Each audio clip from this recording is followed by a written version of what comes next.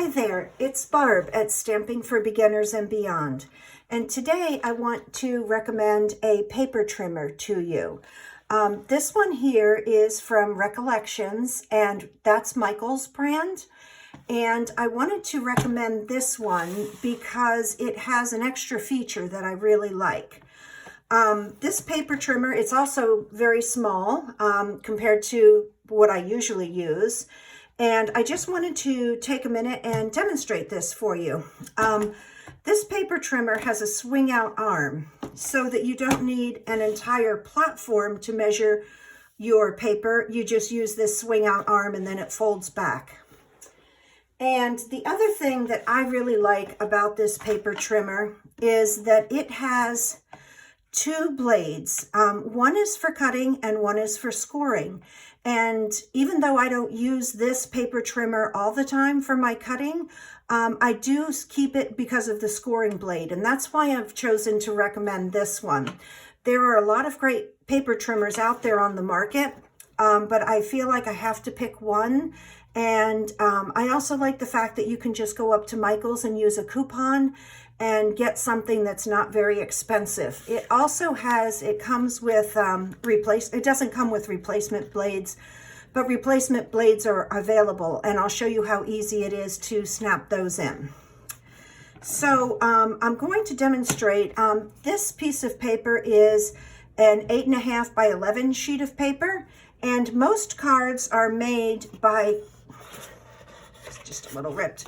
Most cards are made by cutting an 8.5 by 11 in half and then folding it. And so in order to do that, and there are two ways to cut it. You can do it horizontal or vertical, but for this purpose, I'm just going to do it horizontally first.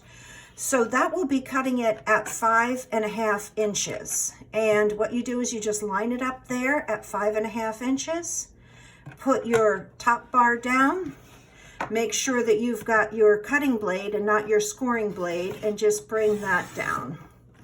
And you have two pieces of cardstock that can be used for your card bases.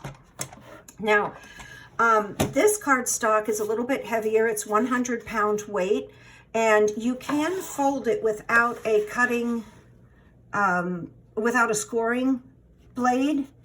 But when you do, sometimes it gets a little bumpy along the edge here, and you can just use your fingernail or a pair of scissors handle to just go in and make that a little bit more smooth. But if you do have this paper trimmer, what you can do is you can use the pink scoring part of it, and half of this is 4.25 inches. So you would just line that right up at 4.25 and run the scoring tool over it a few times. And that makes an indentation, and it makes it a lot easier to fold the card, and it has a really smooth edge to it. So that, I just really like this one, even though I don't use this for cutting all my papers, and I'm going to show you what I do use. I keep it for the pink scoring part because I do use that a lot, and that's virtually my only scoring tool. Now I wanted to show you how easy it is to replace this. I just replaced it, but these just pop right out. You have to, I guess, lift that up, and then that will just, okay, there it comes. You do have to be careful because that is a razor blade right there.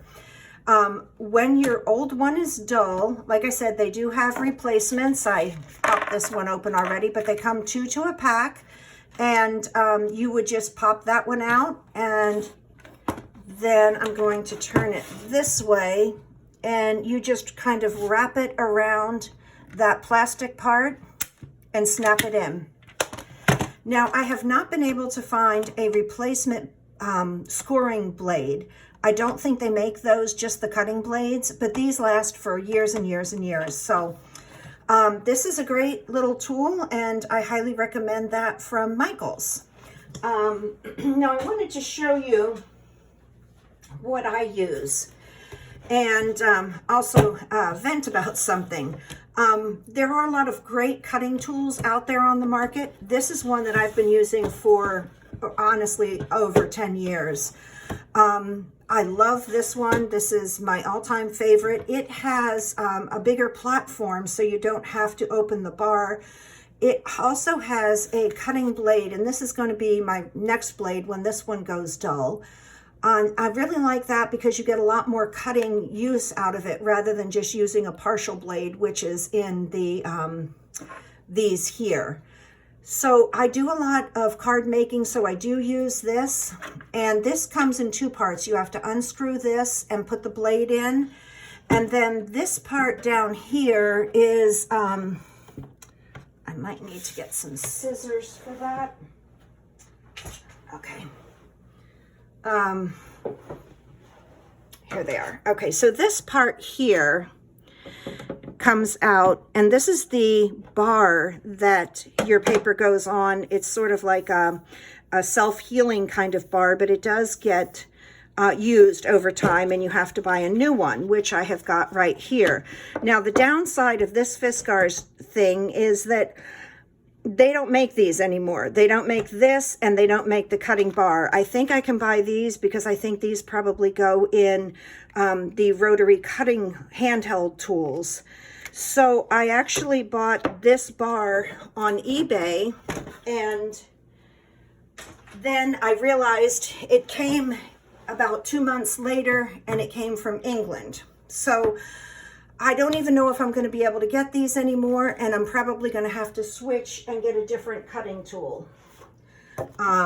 So I will do a review of that once I get that. Now, I did want to tell you, you don't have to have a cutting board when you first get started. One of the things that you can do is simply come in and fold your paper in half. And again, take your scissors or your fingernail and just kind of make a sharp edge there. Not a sharp edge, but a smooth edge so it's not bumpy. And then come in with your scissors and just cut that edge off. And it doesn't have to be a lot, just enough to get that edge off. And then what you have are two card bases. And again, you would just fold these like that. Use your scissors to make a smooth edge. And there you have your card bases without having to worry about your cutting tool. So these, you don't have to have anything. This is perfectly acceptable, especially if you're just starting out. But the chances are really good that you are going to want something to have a paper trimmer of some kind at some point, because you'll be wanting to put squares on these or rectangles, and that's where your paper trimmer comes in handy. So thank you so much for watching. Please click like and subscribe, and I will see you on my next video.